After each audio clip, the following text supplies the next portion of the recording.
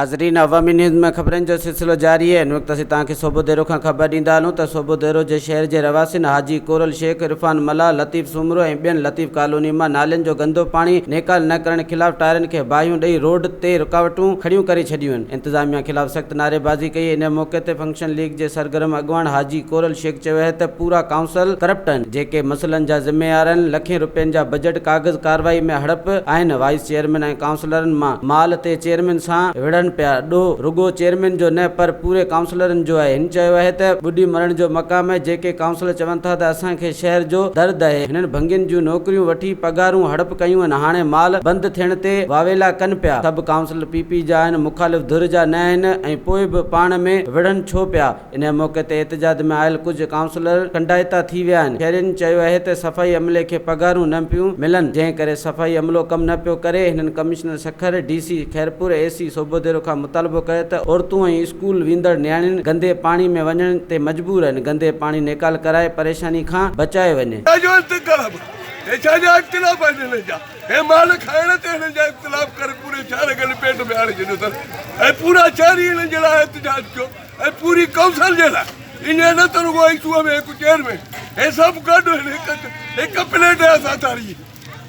वधीक ख़बरनि ऐं तफ़सील जे लाइ विज़िट कयो असांजी वेबसाइट awamiNewsHD.com ऐं ॾिसंदा रहो अवामी न्यूज़ HD।